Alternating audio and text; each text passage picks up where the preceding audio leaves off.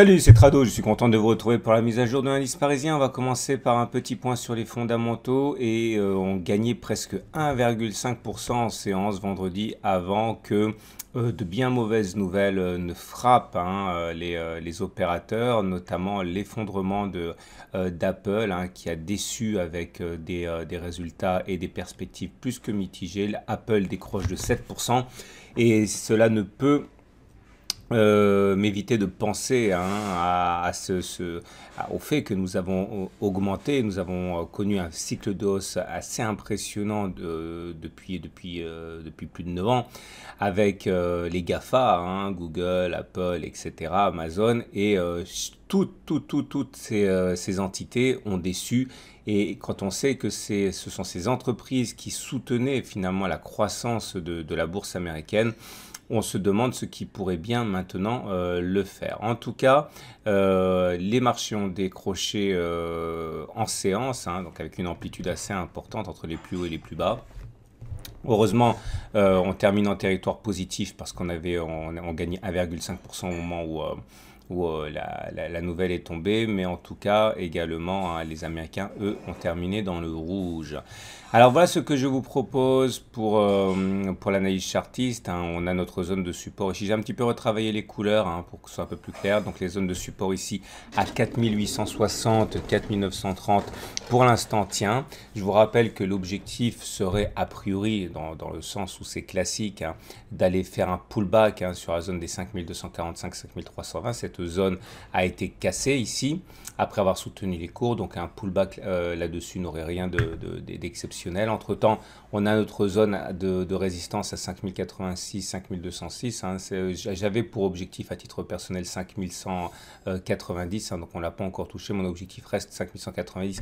Si vous découvrez mon travail et que vous ne me connaissez qu'à travers Facebook ou YouTube, sachez que mes objectifs sont dans l'article que je rédige en même temps que la vidéo.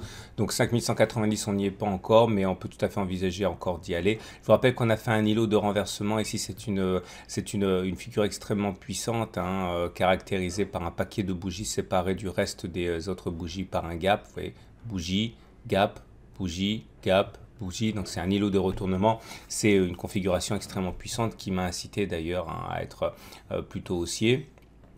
Que dire d'autre? Ah oui, les Fibonacci. Alors c'est intéressant, les Fibonacci, vous prenez les plus hauts de la jambe de baisse, les plus bas de la jambe de baisse. Et voilà, j'avais expliqué la règle du jeu. Vous avez, une fois qu'on a rebondi, on a allé chercher les 23,6%. Tant qu'on se maintenait au-dessus des 23,6%, on pouvait envisager d'aller chercher les 38,2%. C'était ici, les 5145. On est allé les chercher. Maintenant, on a clôturé en dessous.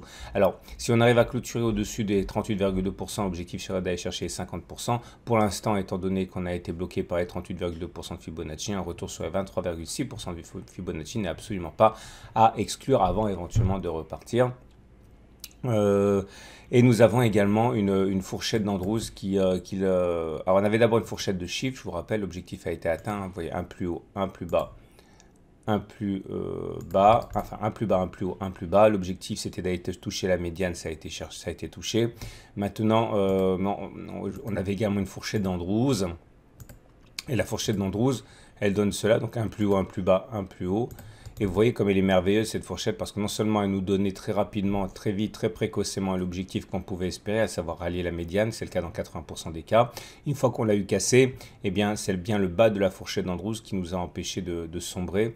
Alors l'intérêt de cette fourchette d'Andrews maintenant est surtout de montrer que tant qu'on ne sera pas sorti de cette fourchette d'Andrews par le haut, on ne peut pas écarter l'idée de monter puis de redescendre après puisqu'on est confiné dans la fourchette d'Andrews. Donc il faudrait sortir de cette zone des 5200 à peu près, 5300 pour pouvoir tracer une nouvelle fourchette d'Andrews. Et pour l'instant, on est toujours sous le coup de cette figure chartiste qui est baissière et qui nous empêche d'être trop optimiste pour le moyen terme. Alors, au-delà, regardons maintenant les éléments purement techniques du CAC 40.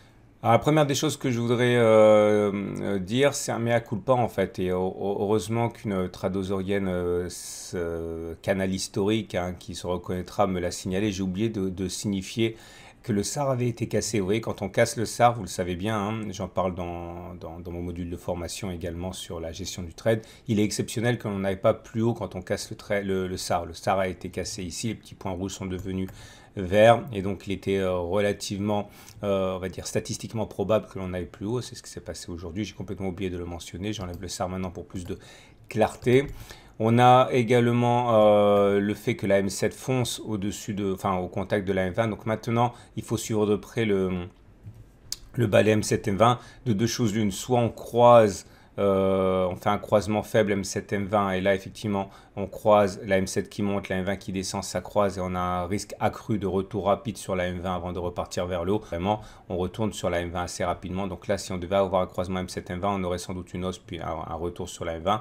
Soit on a un non-croisement baissier, c'est-à-dire la M20 qui descend, la M7 qui fait semblant d'aller croiser la M20 mais qui repart vers le bas sans croiser la M20, ça paierait un non-croisement baissier. Ça serait très inquiétant pour la suite. On suivra ça avec attention, hein. C'est ça qui donnera le là pour les prochaines séances. Rendez-vous dans 3-4 séances pour voir le sort qui sera réservé au balai M7 M20.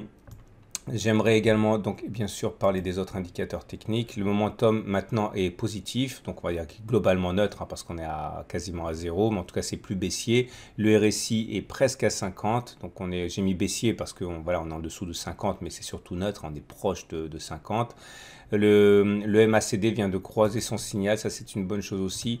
Vous voyez, dans ces conditions, hein, on peut tout à fait se dire que les indicateurs techniques invitent à considérer une continuation de la hausse puisqu'il y a eu contagion, hein, des indicateurs techniques nerveux, CCI et MACD 0 retard aux autres indicateurs techniques.